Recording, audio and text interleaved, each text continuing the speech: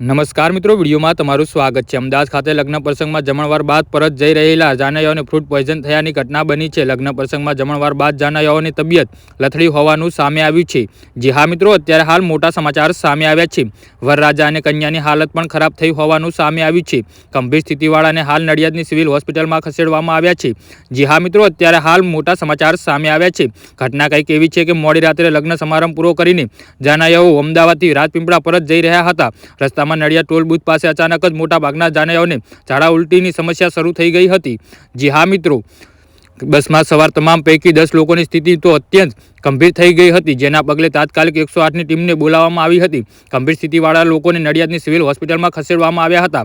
તમામને સારવાર આપતા ફૂડ પોઈઝન થયું હોવાની જાણ થઈ હતી। આ ઘટનામાં કન્યાની તબિયત પણ અત્યંત ખરાબ થઈ હતી, તેને સિવિલ હોસ્પિટલમાં સારવાર આપવામાં આવી રહી છે। જી હા મિત્રો, તો આના વિશે તમારું શું કહેવું છે તો નીચે મારી કોમેન્ટ બોક્સમાં જરૂરથી જણાવજો અને મારી યુટ્યુબ ચેનલને સબસ્ક્રાઇબ કરવાનું ના ભૂલતા। ધન્યવાદ।